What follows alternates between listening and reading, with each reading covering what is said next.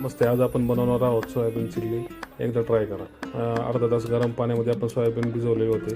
त्यामध्ये 2 चमचे कॉर्नफ्लॉवर आणि 2 चमचे मैदा टाकून घेतलेला होता. त्यामध्ये आपल्याला 1 चमचा काश्मीरी लाल मिर्च पावडर टाकायची आहे कलरसाठी आणि चांगलं मिक्स करून घ्यायचं आहे. नंतर त्याच्यात आपल्याला एक अर्धी वाटी पाणी टाकून चांगलं मिक्स करून घ्यायचं. नंतर हाय फ्लेम तेलामध्ये त्याला आपल्याला तळून घ्यायचे आहे. अशा पद्धतीने आपण चांगले मिक्स करून तळून घ्यायचे गोल्डन ब्राऊन होईपर्यंत. नंतर पॅनमध्ये तेल टाकायचं आहे. चॉप केलेलं लसूण टाकायचं आहे आपल्याला. त्यामध्ये 2 हिरव्या मिरच्या उभ्या अशा टाकायच्या आहेत. नंतर गाजर, शिमला मिर्च आणि कोबी असा मिक्स करून टाकायचा. 1 चमचा आपल्याला त्यात अरोमेट पावडर टाकायची.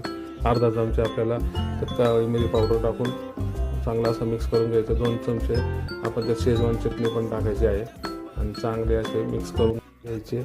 आणि त्यात 1 चमचा आपल्याला डार्क सोया सॉस टाकायचा, 1 चमचा रेड चिली सॉस टाकायचा आणि अर्धी वाटी आपल्याला कॉर्नफ्लॉवरचं पाणी टाकून त्याच्यामध्ये चांगलं असं मिक्स करून घ्यायचे थिकनेससाठी. असे मग थिकनेस येते आणि मीठ थोडंसं चवीपुरतं टाकायचं, जास्त टाकायचं नाही. आपले सगळे फ्राय केलेले मिक्स करून घ्यायचे. कोथिंबीर टाकायची. अशा पद्धतीने तयार आहे सोयाबीन चिल्ली. आवडल्यास लाईक करा, शेअर करा.